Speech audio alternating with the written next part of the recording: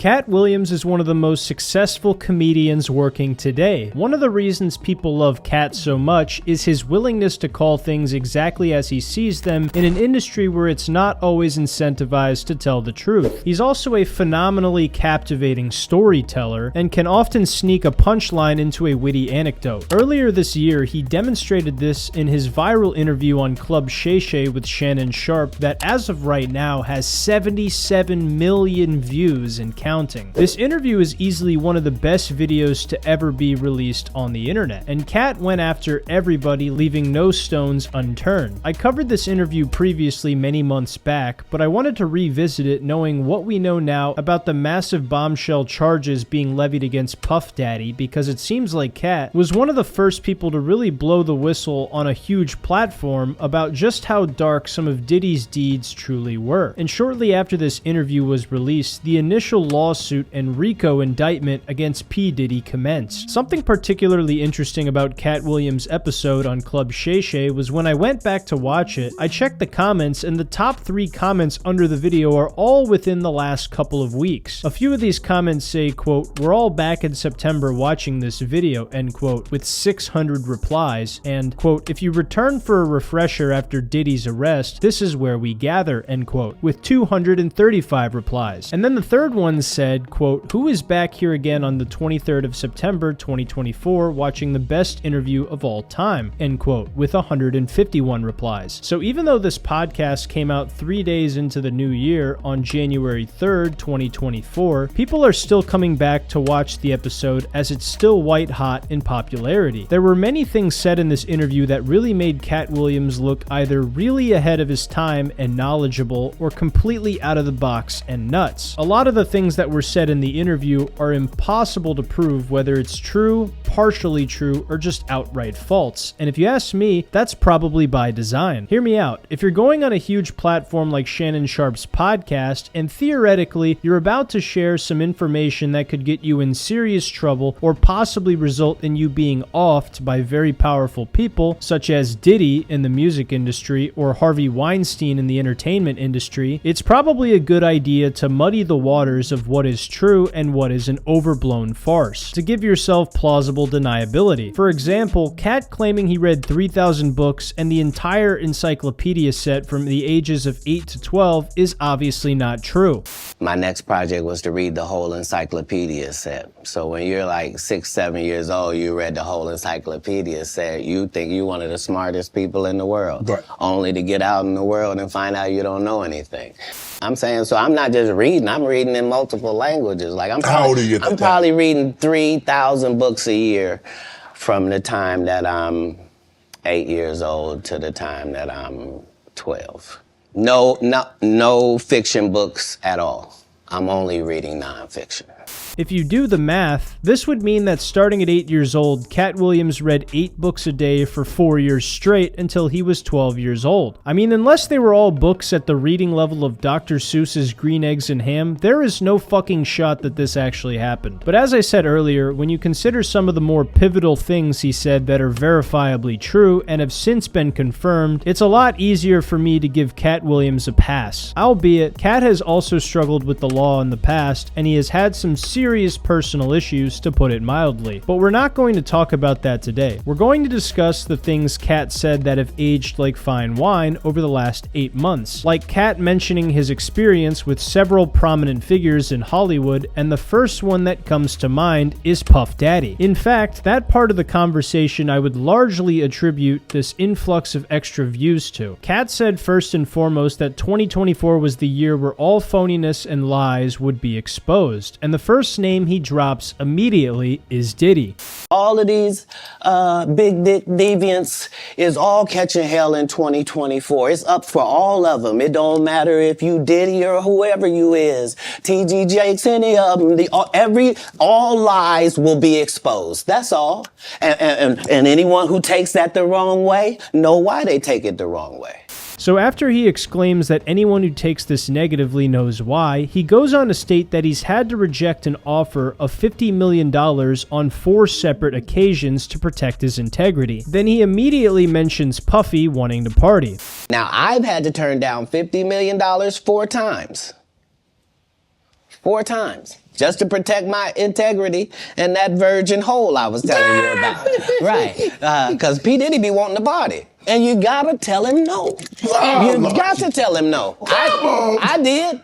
I did. See, I got the receipts for everything I'm telling you. That's why I can say them so freely. Kid, I need to know. I mean, at the time, people had an idea that Diddy threw some crazy parties, but nobody expected it to be 1,000 bottles of baby oil and lubricant, and for him to be literally one private island away from being the Jeffrey Epstein of the music industry. I mean, Diddy has a video of him predicting his arrest from 1999 where he talks about how his goal is to bring people together with his parties. They won't even give me a permit for the parties, man. They don't want me to throw the parties no more.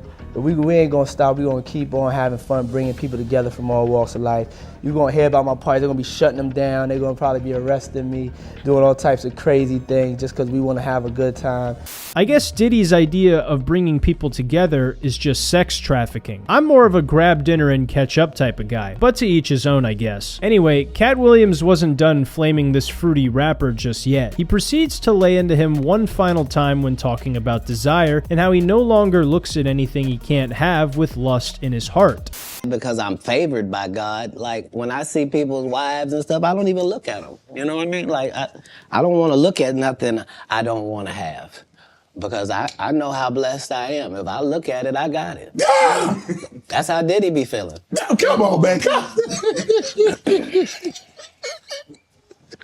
What a hilarious line from Cat in the Hat Williams. Furthermore, there had been previous lawsuits against Diddy like the one that was filed by a former girlfriend named Cassie. Oddly enough, the suit was settled out of court just one day later, almost like Puffy was expecting this move. There was also leaked footage of him physically abusing Cassie, which I'm not going to show here, but you can look it up on your own if you must see it for yourself. Little did the public know this was the tip of the evil iceberg of Diddy's dark deeds. Katt Williams also hinted at something eerily similar to what he describes as Diddy wanting to party back in 2004 in his comedy special titled The Pimp Chronicles Part 1. Motherfuckers be gay in Hollywood, you never fucking expected.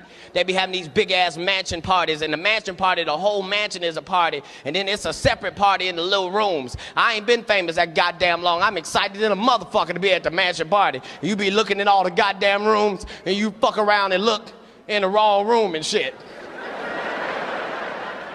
Nigga, come here, come here. Is that 2 niggas kissing?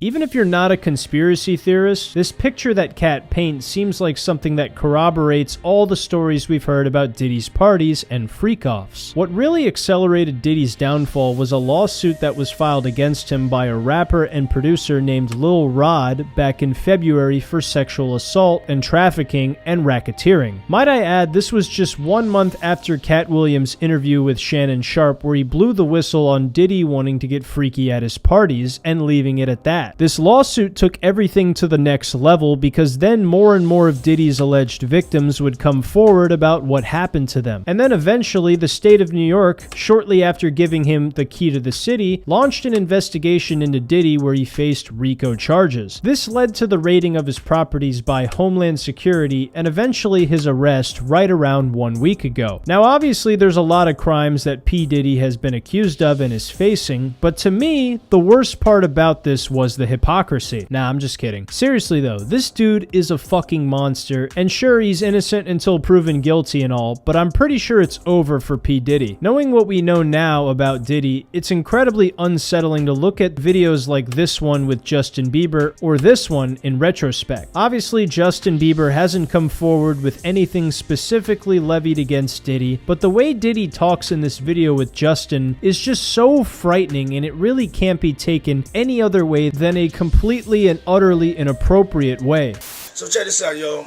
Justin, you ever seen the movie 48 Hours? Right now, he's having 48 hours with Diddy, him and his boy. They're having the times of their lives, like, you know, where we hanging out and what we doing.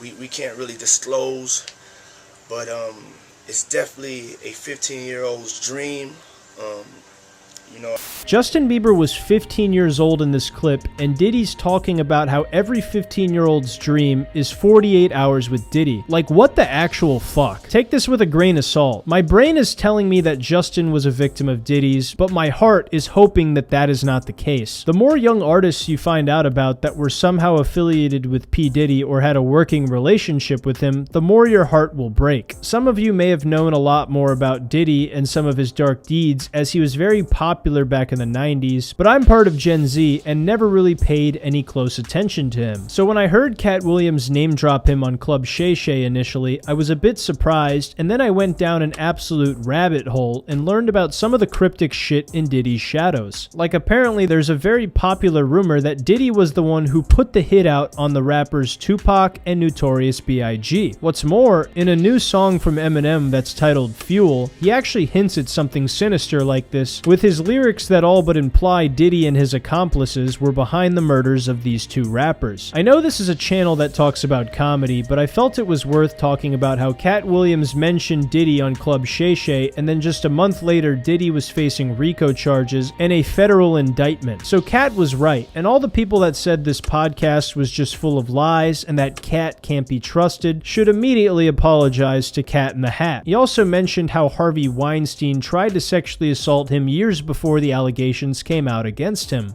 They canceled me for talking about Harvey Weinstein before the thing came out, but he offered to suck my penis in front of all my people at my agency. What am I supposed to do? He did all of that. I'm thinking I'm the only black person on the script. I get there, there's 3 other black guys on there. Woo! Huh. So you wonder what they did to get there. I told him no. What y'all do? And this is why when I walk in a room, heads go down. It's impossible for me to know if this actually happened, obviously, but given the fact that Harvey Weinstein is a confirmed monster, it would not surprise me if this was 100% accurate. All in all, the interview with Katt Williams keeps blowing up as the Diddy situation continues to unfold, and I'm curious to see if anyone else that Katt named will face justice before 2024 ends, or whatever justice may mean for each individual that he name-dropped. Anyway, what do you guys think? Do you think that Katt Williams was telling mostly the truth in this interview, or that he was mostly lying? Or do you think he strategically sprinkled lies and truth simultaneously to try and cover his own ass? Or do you think something completely different? Also, do you think Katt's bit from 2004 is about a Diddy mansion party? It seems strikingly similar. Let me know what you guys think in the comments down below. As always, I want to thank you guys for watching the video, leaving a thumbs up, and subscribing to the channel if you're new here. That's all I got for you guys today. We just hit 30,000 subscribers, so I want to thank you all for that and all the support you've given me thus far. I love you guys, and I'll see you in the next video. Take care.